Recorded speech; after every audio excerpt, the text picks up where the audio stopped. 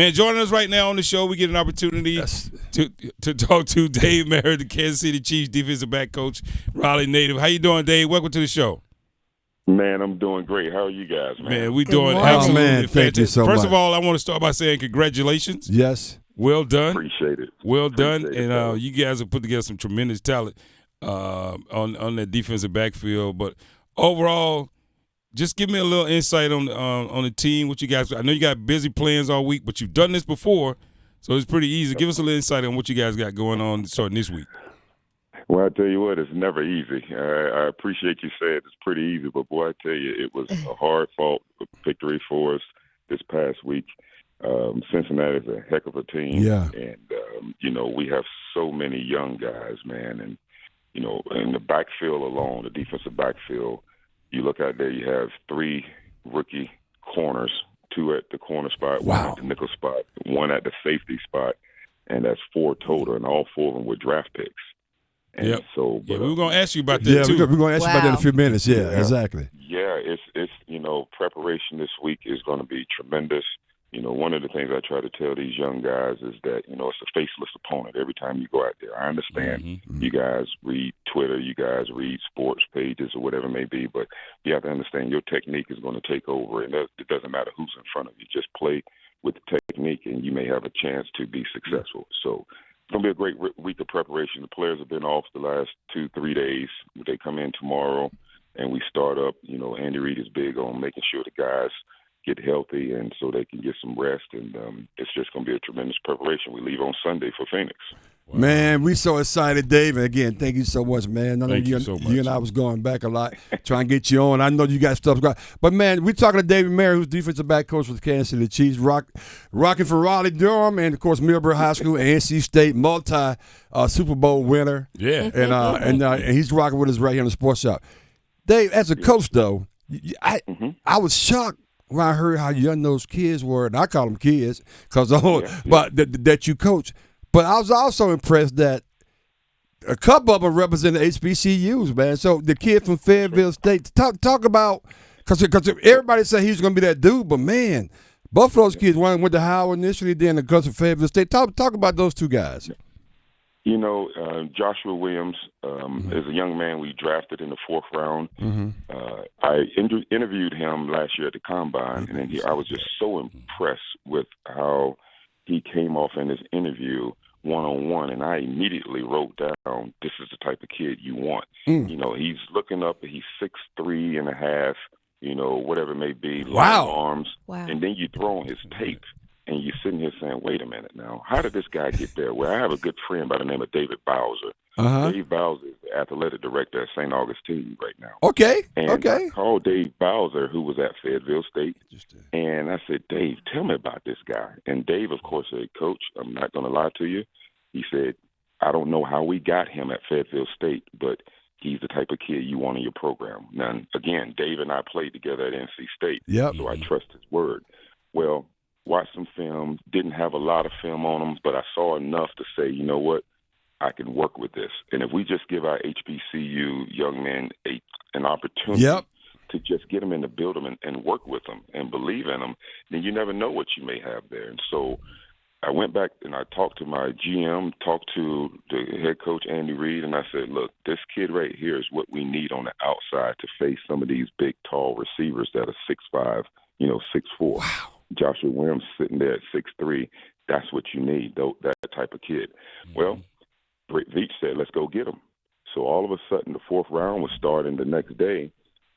Britt Veach sent me a message at like 6 in the morning and said, Dave, let's go get your guy at Fayetteville State.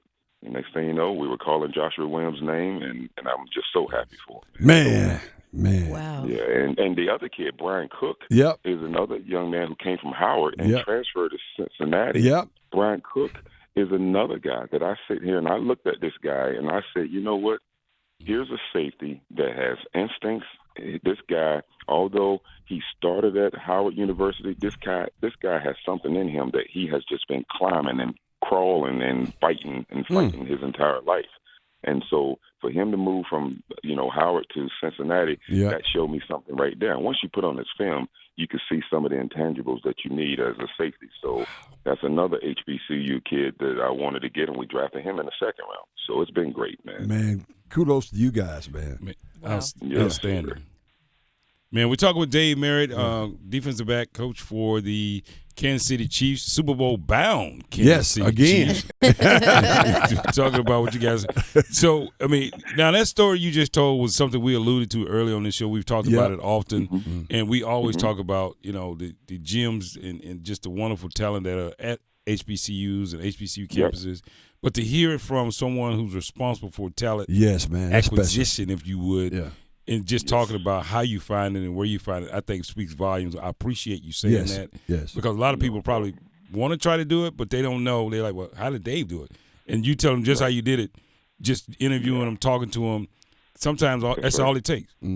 A conversation. That's really simple. Just a conversation. And, I grew up in Raleigh, North Carolina. I was around HBCU schools. I wanted to go to North Carolina Central, and because my sister, Michelle Merritt, had a boyfriend who played at North Carolina Central. And so I wanted to go and kind of follow in his footsteps. And I didn't understand why HBCUs weren't recruiting me. And I later found out that my head football coach at the high school was basically saying that he's probably going to go higher than the HBCUs. Well, if I had known that back then, I would have probably asked him, you know what, I want to go to Central. Please, let me make the decision. Wow. And so, but still, I thank Earl Smith for allowing me to have an opportunity to speak to all the colleges. But that is one thing that I wish I would have been able to have a chance to, that was to speak to the HBCUs. But that didn't happen at the time. So, but, I ended up going to NC State, which was great, and everything has worked out. But you look at these HBCU young men, I mean, it's tremendous talent that's at these schools, the A&Ts, the Winston-Salem State, Fayetteville State. We have them all there. We have them all. And so everyone talk about North Carolina, and they talk about the colleges. It's not just the NC State, Duke, Carolina, Wake Forest, East Carolina. There are HBCUs we have around here that has tremendous talent. Let's give these kids an opportunity, man. But Dave, you were speaking out like game. We're talking to the defensive back coach for the Kansas City Chiefs, Super Bowl bound, multi-Super Bowl winner. I know you got a short winner here, but Dave, so give us a quick snapshot over the next couple of days. I know you guys got meetings, film. Give us a little snapshot on how your next few days are going to be. All right, I'm going to lay it out for you. So what happened after the AFC Championship game, we came in on Monday, had a 2 o'clock meeting, and at that time they went over everything that was going to happen as far as tickets, as far as media, going to the Super Bowl as the entire team. So we sat here in a team meeting room, which is where I'm sitting right now, and we had the NFL representations for the Super Bowl come and explain some of these things to us. Well, Andy turned around and also had on the schedule that the players are going to be off until Thursday. Coaches were going to get right on it and start grinding on Philadelphia because we haven't played them. So we as coaches, the last 2, and this will be our 3rd day, we have been game planning for Philadelphia. And so what you do is you try to watch the entire season, trying to make sure that you know who they are and what they do well. And so, but tomorrow the players would come in. We would have a short practice just to get them acclimated back to moving around because a lot of these guys have been injured. You know, we suffered a lot of injuries in the game. And so having these days off and being able to get treatment and stay off your feet has been great for all those guys like the Kelseys and even the Mahomes. I was talking to Mahomes yesterday in the training room. And Pat had told me at the beginning of the year that when we win the Super Bowl, we're going to have a party at his house. He's building some big mansion somewhere.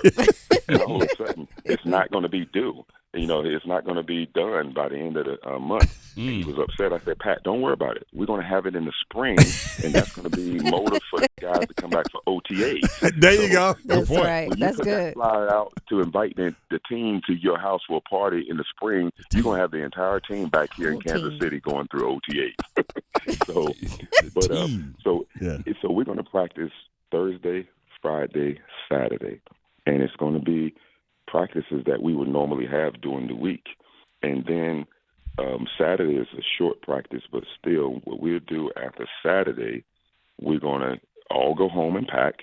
And then Sunday, we are supposed to arrive here at the facilities and have our bags and everything ready to be loaded on the plane by 9:45 a.m. So we fly out at 12 o'clock and we land in Arizona, I think at 2 o'clock or whatever it may be. And so once we get there on Sunday, we're having a security meeting Sunday night. And then Monday, we'll go through our normal flow again. We'll get the players out and have a small little practice. Tuesday, we'll do the same thing. I think media day is in one of those days where we have media from all across around the world. And, then throughout the week, you just continue to practice. And then by Saturday night, of course, the night before the game, you're trying to make sure that everything is in, all the players understand the game plan.